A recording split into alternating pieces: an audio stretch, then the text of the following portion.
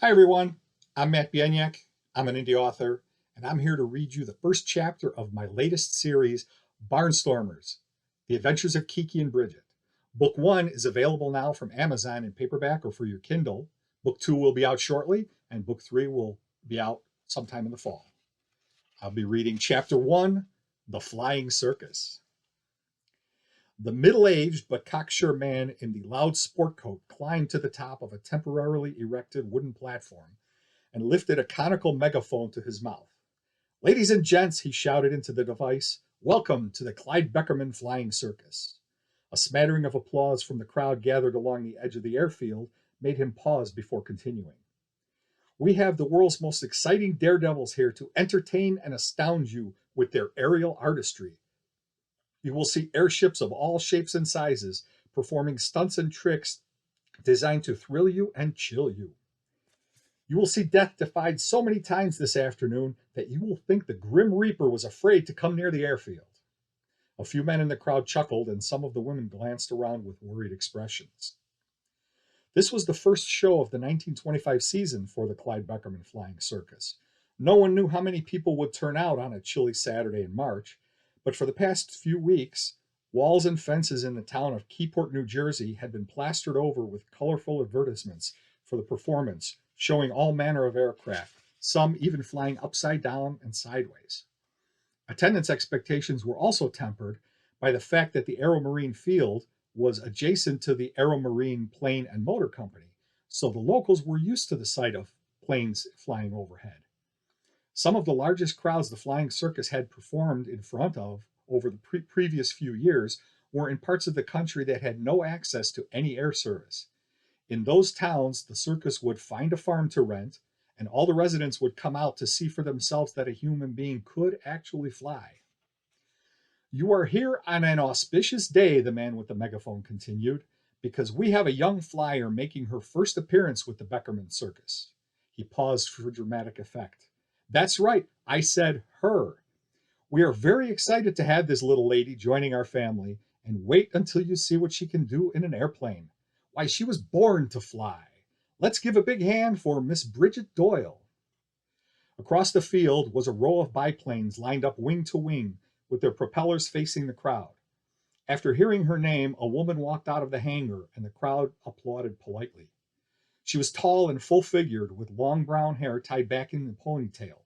She wore a short leather jacket with a fur collar, a white blouse, tan jodhpurs, and knee-high patent leather boots.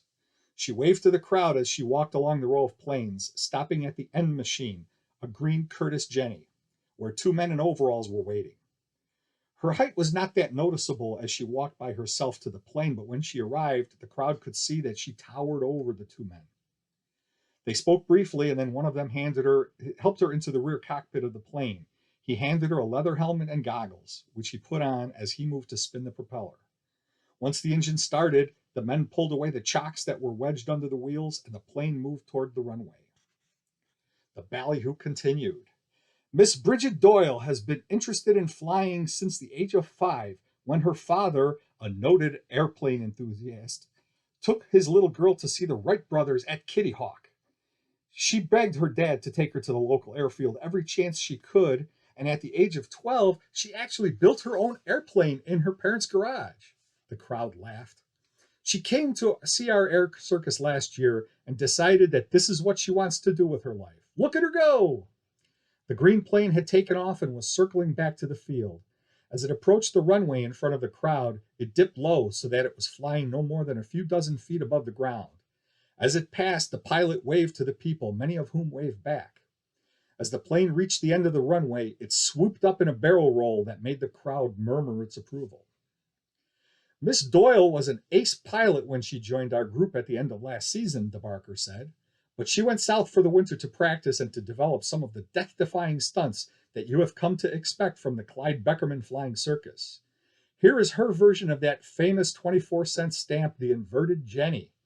Everyone thought that the stamp was a mistake. Well, Miss Doyle thinks that it was printed correctly." As the plane started another pass across in front of the spectators, it flipped over so that it passed the crowd upside down. This drew a round of applause. At the end of the run, the plane righted itself and circled around for another pass. The man with the megaphone continued his narration with a hint of seriousness in his voice. Now, ladies and gentlemen, Miss Doyle will attempt one of the most dangerous of stunts, the loop-the-loop. Watch closely now. The green plane sped by the field and started to climb.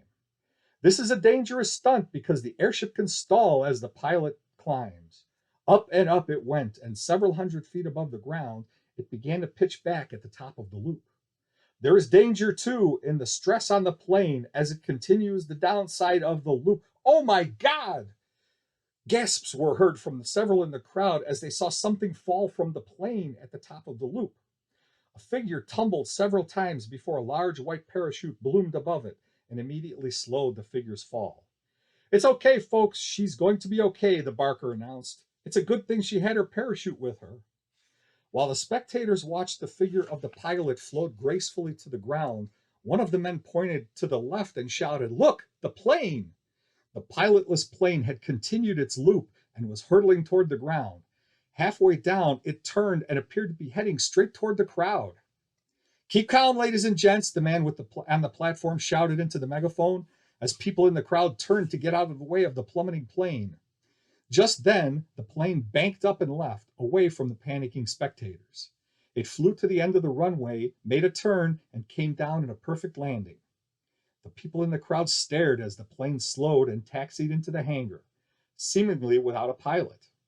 The doors closed behind it as the announcer said, "See, everything was under control. The only folks in danger at the Clyde Beckerman Flying Circus are our pilots." A few people applauded hesitantly as the next plane taxied onto the runway. "As you return to your seats, ladies and gentlemen, please welcome our next pilot." Bridget reached the ground 100 yards from the hangar, far enough away to stay out of the path of any other planes taking off or landing.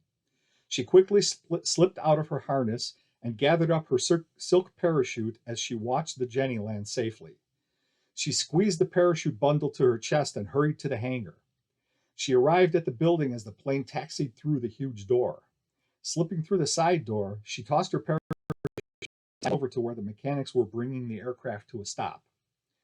"Okay, the doors are closed," Bridget shouted over the sound of the idling engine. "You can come out now, Kiki." She moved a ladder to the front cockpit as a small woman stood up and stretched. "How was that?" Kiki asked, climbing out of the plane and down the ladder. She was petite, over a foot shorter than Bridget, with short, unruly blonde hair and an impish grin. "You know, that mirror system you rigged up was great. I could see everything. And that short control stick made it easy to take control of the plane after you bailed out." "Yeah," Bridget replied, "but I'm not sure Clyde is going to be too thrilled with you bearing down on the crowd like that. I was still pretty far away, but it looked like some of them were really panicked." "Hey, they came here for death-defying stunts," Kiki grinned. "I thought I'd give them a taste of what we feel up there." They heard a booming voice from the back of the hangar say, "But that's not what they paid for." The owner of the voice, a tall, muscular man with a handlebar mustache, approached the girls. He was dressed like an aviator, in a leather jacket, Sam Browne belt across his chest, riding breeches and cavalry boots. He had an unlit cigar clenched between his teeth and a dour expression on his face. "Hi, boss," Kiki said with a smile. "How'd you like the stunt?" He took out the cigar and shook his head. "Too close to the crowd. We're here to entertain them, not make them wet their pants." "We're sorry, Mr. Beckerman," Bridget said. "We just need to work on the timing." "Yeah," Kiki said. "And talk to that Barker of yours. I was supposed to pull out of the dive when I heard him tell the crowd to keep calm, which is what I did. He was late." Beckerman scowled at the girls, then he turned on his heel and headed to the door, chewing on the cigar as he went. Bridget swatted Kiki on the arm. "Nice going. You're going to get us fired before our first show." "After our first show." "Ah, lay off. We're the best thing in this fleabag circus," Kiki said. At that, one of the mechanics who was working on the plane popped his head up and looked at her with a surprised expression. "I meant performers, Bob. You guys are all top notch." She gave him a thumbs up and a grin. The mechanic frowned and went back to work. Bridget whispered, "And don't irritate the guys maintaining the planes." "Don't worry. You know that Bob's sweet on you. He won't let anything happen to our plane." Bridget blushed a bit and said, "Still, you know how I feel when someone else other than us works on our plane." "Come on, let's get some coffee. We got to get ready for this afternoon's gag. We can't pull the same dropped pilot twice in one day. No, I don't want to be known as the pilot who can't stay in her seat. That's right, Kiki said with a grin. I was thinking the crowd might like a little wing walking. The girls headed to the small kitchen in the back of the hangar as the mechanics pushed their plane through the door towards the gas pumps for refueling. After the morning show was over, the planes were lined up on the field and the crowd swarmed around the aviators and their machines. Several of the pilots took turns giving rides in the front seat of their planes. Many of the spectators gathered around Bridget and her miracle plane, as the crowd was calling her bright green Curtiss Jenny. It seemed that everyone wanted to peek into the cockpit to see what wondrous equipment might have been there to allow the plane to land itself, seemingly without a pilot. They were unaware that before the plane was wheeled out, Bridget removed the mirror assembly and the short stick that Kiki used to land the plane, so there was no evidence that she had even been aboard. So how did the plane land after you fell out? A tow-headed boy, maybe not even 10 years old, asked Bridget after he inspected the cockpit. He squinted up at her. And what kind of a pilot falls out of a plane? Bridget winced when he said this, and she heard Kiki chuckling behind him. Well, first of all, I didn't fall out of the plane. I jumped out. It was part of the act. The boy looked at her with a skeptical look on his face. And as for how the plane landed, well, I can't give away all my secrets, can I? With a wink, she said, you'll just have to come back tomorrow and watch again. See if you could figure out how. The boy walked away, seemingly disappointed by the answer he received. As he passed by Kiki, she whispered to him, I know how it was done. The boy's face lit up. Yeah? How? Gremlins, she said flatly. What's a gremlin? They're little helpers for pilots, kind of like elves. You know what an elf is? You mean like Santa's elves? Yeah, like that. Gremlins like to hang around airplanes, and if a pilot is in trouble, they help out sometimes. They can even land a plane for you if they have to. How do you know that? Because I'm a pilot too, she said. She put out her hand to the boy. My name's Christina, but my friends call me Kiki. Gee, the boy said, shaking her hand. I'm Jackie. So where are these gremlins? They're really shy, Kiki said. They usually hide when there's a lot of folks around. But they'll hitch a ride every chance they get. See if you could see one when the planes take off later. I will, thanks. The boy ran off and Kiki walked over to Bridget.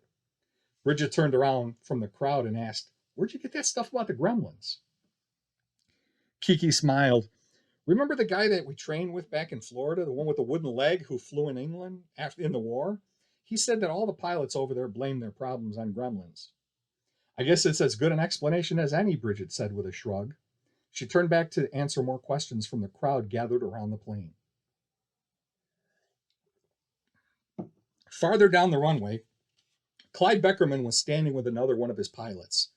The other man was a head shorter and several years younger than the owner of the flying circus, and he was not as happy as Beckerman to see the attention being paid to the two young aviatrices. I can't believe the crowd fell for that gag, Lieutenant Peter Marshall said as he paced back and forth in front of his plane, a bright yellow Standard J1. It should have been obvious to anyone that the little one was in the front seat. Marshall had been the star of the attraction of the Beckerman show for the past 2 seasons, and he was used to having all the spotlight trained solely on him. Clyde pulled the stub of his cigar from his mouth. That may be true, he said, but you have to admit those girls have got some panache, and that's always good for business. They're just a pretty face and a gimmick. Hey, that goes a long way in our line of work. Besides, they're both pretty good flyers. You got to admit it took some skill to finish the loop and land the plane using only that cockamamie mirror device to see where she was going. After almost landing in the crowd, Marshall snorted. Yeah, that wasn't all their fault. I talked to Frank, and he admitted that he was late with the signal. He said that he was getting into his spiel, and while he knew it was coming, he was a little startled to see Bridget bail out. Girls shouldn't even be flying, Marshall grumbled. They would never have survived the war. Clyde clapped Marshall on the back. Lighten up, Pete. You know you're still my number one guy. Let him have a little bit of the limelight for a change. Some of the crowd had started to work down the line of planes, and a young woman and her son walked towards where the two men were standing. Clyde stuck the cigar back in the corner of his mouth and stepped back behind the bright yellow plane. Marshall flashed a dazzling smile to the woman and the boy as they approached. Say, mister, the boy said, you got any gremlins in your plane? Marshall's jaw dropped. Then he scowled as he heard Clyde laughing from behind the plane. After spending time talking to the pilots and marveling at the machines that carry them into the sky, the crowd moved over to the concession area and the pilots started preparing for the afternoon show. Kiki walked into the hangar where Jenny had been readied for the next stunt, and she found a man standing next to the plane with a wrench in his hand. "Marshall," she shouted, "what are you doing by my plane?" Pete Marshall was startled by this, but he quickly regained his composure. "I'm not doing anything. I'm just trying to figure out how this rattletrap stays in the air." Kiki walked right up to him and swiped the wrench from his hand.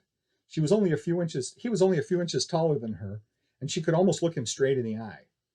"So what were you planning on doing with this?" He grabbed the wrench right back, but maintained eye contact, not backing down. "One of those idiot mechanics didn't tighten up an oil line he cleared, and I couldn't find a wrench on that side of the hangar. Why, what did you think I was doing?" "How would I know?" Kiki replied. "I just don't like anyone messing with my plane."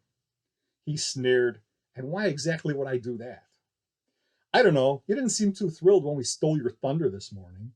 Marshall laughed loudly. "That was a fluke. Everyone felt sorry for the big one when she fell out of the cockpit." "She has a name, you know." Marshall smiled. "Yeah?" he said, and turned and walked away. Kiki stood there clenching and unclenching her fists as Bridget walked up to her. "Was that Pete?" she asked. "I'm going to sock that guy one of these days." Bridget looked off in the distance. Marshall went. "Why? What did he do?" Kiki looked up at Bridget, then shook her head. "Never mind. Let's get ready for the afternoon gig. You clear on what we're going to do?" "Yeah, I'm going to make a couple passes over the crowd, then you're going to play Jungle Jim on the wings. You got your tennis shoes on?" "I was thinking of wearing my riding boots," Kiki said. "I like the way they make my legs look." Bridget shook her head. "No good. You need traction on the wings. I don't want you sailing off in the breeze." "Yeah, okay. I'm going to go over and get into my costume. You give the plane a once-over before we go." Clyde Beckerman knew the crowd was eager for the miracle plane, so the girls had to wait until later in the program for their chance to perform. When they heard Frank the Barker introduce them, they walked across the field to cheers from the audience. Bridget was wearing the same outfit she had on this morning, but this time the crowd got to see Kiki as well. She was wearing a long-sleeved white blouse, white riding pants, and white canvas shoes with rubber soles. She clasped her hands together over one shoulder, then the other, like a boxer celebrating a victory. When they reached the plane, they each donned leather helmets and goggles, and with Bridget in the back seat and Kiki in the front, the mechanic spun the prop and the plane was taxied to the runway. "You ready?" Bridget yelled over the thrum of the idling motor. Kiki turned her head back and shouted, "Ready!" Bridget opened the throttle and the plane moved down the runway, picking up speed. It started to lift, then it bounced once and became airborne. About a dozen feet off the ground, the plane lurched a little to the left before leveling off. "What was that?" Kiki yelled back over the sound of the engine. "I don't know," Bridget shouted. "An air pocket, maybe? The plane feels funny." "Funny how? Funny bad? Should we go back?" Bridget wiggled the stick. "No, it seems responsive. See if you could see what happened." As they rose into the air, Kiki scanned the wings for any broken wires or damage to the surface. She stood up and looked over Bridget's head to see if the control wires to the tail were fouled.